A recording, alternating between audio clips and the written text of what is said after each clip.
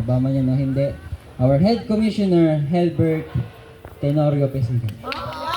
Wow, Mayor! Sige po, thank you.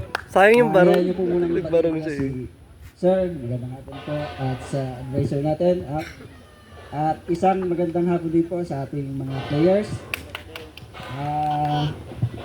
Ang pasasalamat ko po sapagkat hindi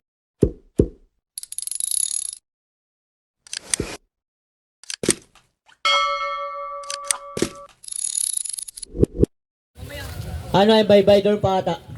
So, calling to all players, please proceed to the court. by the Goodman League.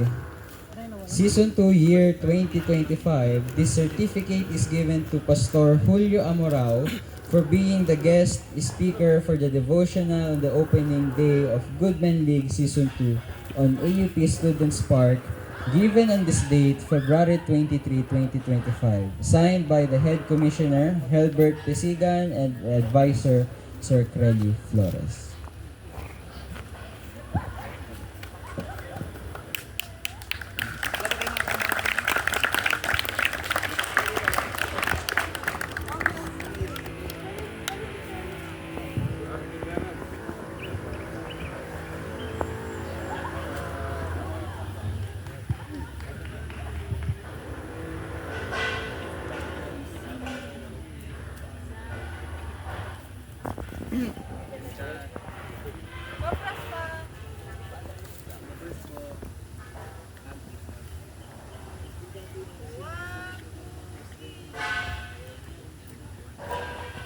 Julio Amaral, and now we will go to the second part of our program. And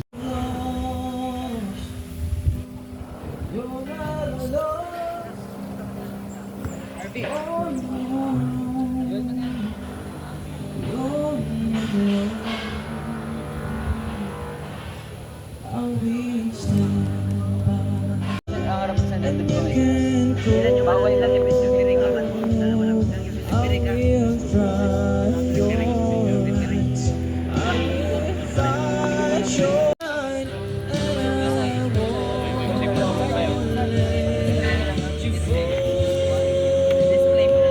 Sa next, parang kumplito ba?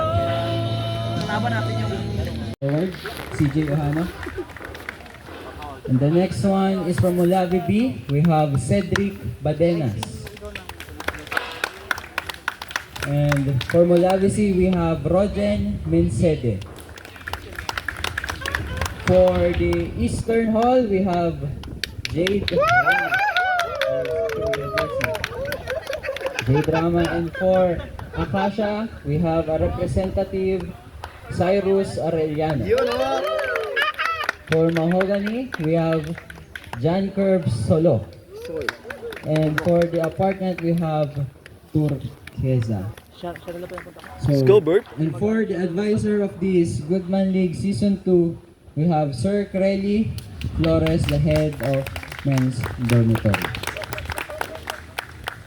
So I'm giving the time to our head commissioner. Let us listen for maybe it's a minute. Mahaba man yan o hindi. Our head commissioner, Helbert Tenorio Pesigan.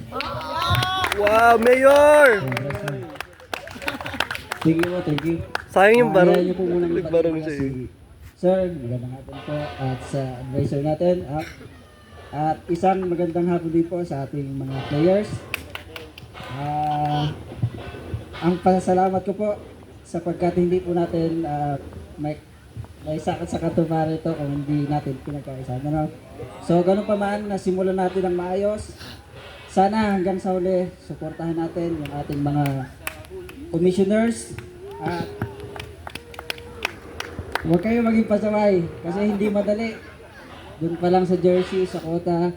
Nagpapasalamat ako sa mga at nawa po ay ma-enjoy po natin. So for the next minute, we are giving it to our head advisor, Sir Crelly Flores, for this tour. I'm given only a minute. Okay, thank you very much for coming. I just would like to quote 1 Corinthians chapter 13 verses 4 to 7. And this is in connection with what? Playing basketball with love. Anong sabi doon? Love is patient, love is kind, it does not envy, it does not boast, it is not proud, it does not dishonor others, it is not easily angered, it is not self-seeking. And yung last part doon, love, what? It always protects, always trusts, always hopes, always perseveres. May nabasa ako na top 5 bad behaviors that players exhibit inside the court. Ano yun? Very quick lang to. First is toxicity. You know, under doon, sabi doon, verbal abuse. We all know about trash talking. And another example is harassment. So I hope na wala sa atin yun, no? Kung meron man, i-improve natin. Yeah? To get better. Toxicity. Number 2 is cheating. You know?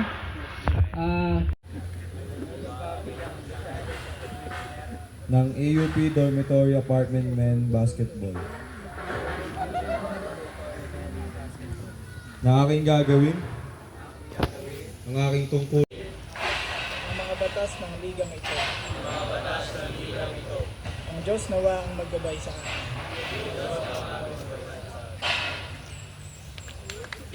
Thank you everyone for your participation.